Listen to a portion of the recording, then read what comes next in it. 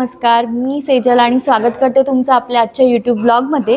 तर ॲक्च्युली मी आता आलेली आहे सासरी। पहिलाच दिवस आहे आणि ॲक्च्युली सगळे सण तिकडेच सेलिब्रेट झाले, म्हणजे बारस असेल वगैरे काय तर इथे आम्हाला अन्नप्राशन करायचं होतं। ॲक्च्युली पिल्लू झाली आता 8 मंथची, म्हणजे 8 मंथचे 9 मंथ तिला आता लागले, तर 8 मंथ कंप्लीट झालेला आहे। तर आम्हाला इथं अन्नप्राशन करायचं बाकी होतं। तर मी म्हटलं की आणि ह्यांचं पिल्लूच्या पप्पांचं पण मत होतं की इकडे सासरी आल्यावर आपण अन्नप्राशन करूया। तर तेच मी आज तुम्हाला दाखवणार आहे, तर स्टे ट्यून आणि व्लॉग पूर्णपणे बघा। ॲक्च्युली आम्ही आमच्या घरी करत नाही आहोत, पण मामांच्या घरी करतो आहे, म्हणजे ह्यांच्या मामांच्या घरी पण मोठं घर आहे, खूप छान आहे, तर त्यामुळे इथेच करतो आहे। तर व्लॉग पूर्णपणे कंटिन्यू करा। तर आदल्या दिवशी श्रीदाचं वेलकम झालं, तर त्यावेळेला काही गोष्टी उरल्या होत्या, जसं की हे बलून्स आणि ही फुलं। ती फुलं पण फ्रेश होती, म्हटलं नाही उद्याच्या उद्याच आपण अन्नप्राशन सुद्धा करून टाकूया।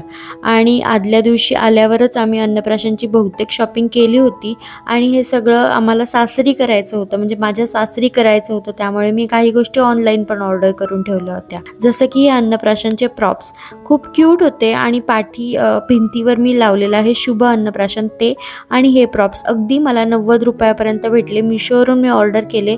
जर का तुम्हाला ह्याची लिंक हवी असेल तर मी डिस्क्रिप्शनमध्ये जरूर देते। आणि हां, माझे मम्मी पप्पा पण होते, त्यामुळे म्हटलं की अन्नप्राशन आपण आत्ताच करून टाकूया। ॲक्च्युली श्रीदा जेव्हा 6 महिने कंप्लीट झाली त्यानंतर मी हा छोटासा सोहळा अगदी घरच्या घरी मी केला होता। म्हणजे मी खीर तयार केली होती, म्हणजे भाताचं पाणी होतं ते मी देवाच्या पुढ्यास ठेवून देवाला प्रार्थना केली की माझ्या बाळाला चांगलं आयुष्य लागू दे, त्यानंतर ती जे काही खातीये वगैरे ते तिला चांगलं पचू दे। तर ह्यासाठी माझी मी प्रार्थना करून पिल्लूला पहिला घास भरवलेला, पण निव्वळ पिल्लूच्या पप्पांच्या अट्टहासामुळे आम्हाला हा छान कार्यक्रम माझ्या सासरी पार पडता आला। तर अन्नप्राशन हा एक 16 संस्कारामधला एक संस्कार आहे, जो की बाळावरती केला जातो।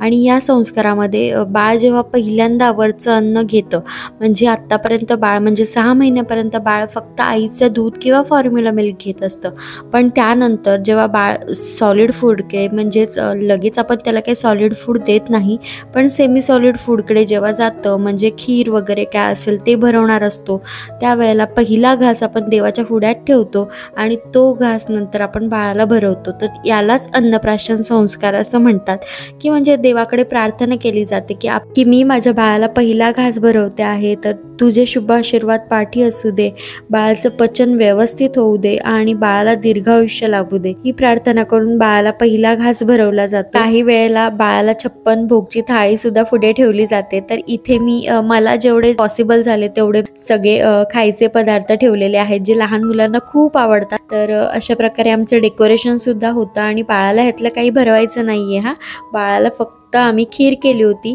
जी की माझ्या सासूबाईंनी केली होती, खूप छान अशी, ती आम्ही भरवली। पहिले मी माझं स्वतःच आवरून घेतलं। तर असं काही आमचं डेकोरेशन होतं, खूप छान आणि क्यूट वाटत होतं।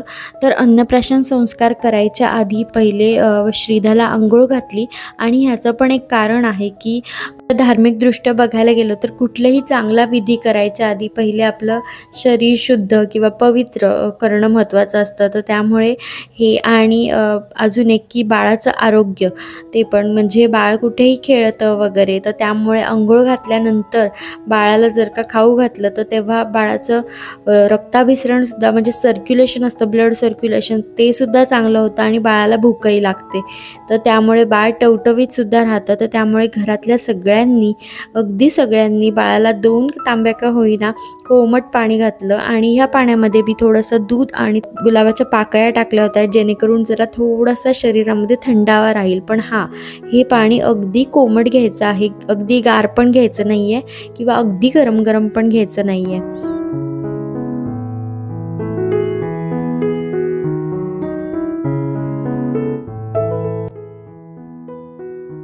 श्रीदाला छानपैकी अंघोळ घातल्यानंतर पहिले तिला देवाच्या पुढे जाऊन नमस्कार करवला, आणि त्यानंतर ती आणि मी दोघी मिळून पाटावर बसलो, आणि तिला मी छान असे कपडे घातले होते। आणि हा जो फ्रॉक आहे तो मी मिशोवरून ऑर्डर केला होता। जर का लिंक तुम्हाला हवी असेल तर खालती मी डिस्क्रिप्शनमध्ये नक्की देते, नक्की एकदा चेक करा। तिला हातामध्ये कडे, त्यानंतर खालती पैंजण, त्यानंतर डोक्यामध्ये सुद्धा गजरा वगैरे, गळ्यात गजरा, हातात गजरा पाहून खूप छान वाटत होतं. आमचं असं फोटो सेशन पण चालू होतं. आधी आमचं अगदी औक्षण केलं गेलं आणि त्यानंतर आम्हाला खीर चारली गेली. तर ही खीर होती पूर्णपणे शुगर फ्री होती, तांदळाची केली होती आणि ही माझ्या सासूबाईंनी केली होती.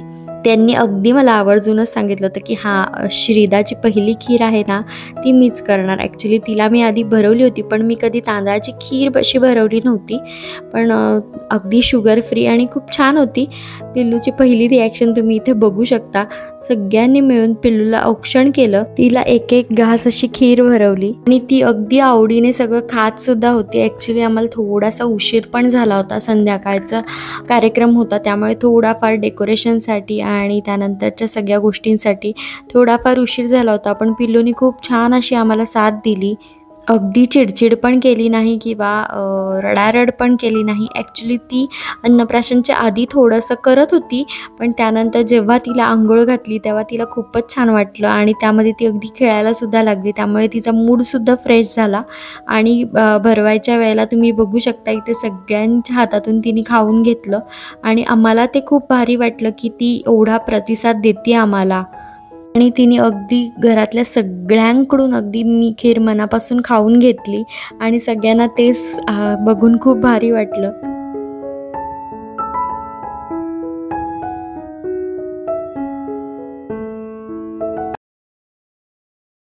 तर अन्नप्राशनच्या दिवशी आम्ही छोटासा केकसुद्धा कट केला.